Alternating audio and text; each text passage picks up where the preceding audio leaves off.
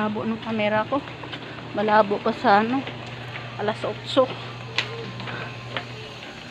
Ate Wing, hindi kita makita.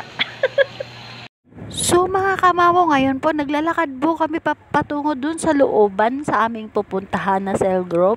Ayan po, medyo madilim na po nga kasi hapon na po ngayon. Ayan mga kamamo.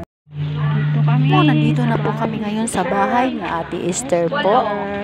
Dito po kami mag-cell group. Hello, good afternoon po. Dito na po kami ngayon sa taas nila at ito po ang lawak po dito sa taas at marami pong tanawin dun sa may bandaron at yung mga halaman at yung mga sa bandaron ay may marami pong mga halaman.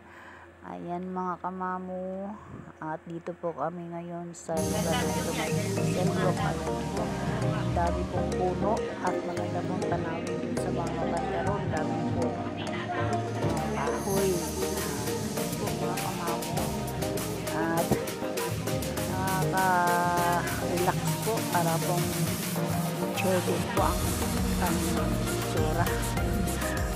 Maraming puno po. Ngayon po, pauwi na po kami sa madilim na nga po talaga ang daan. Madilim na po, madilim na. Sa aming tahanan. Thank you for watching. God bless po.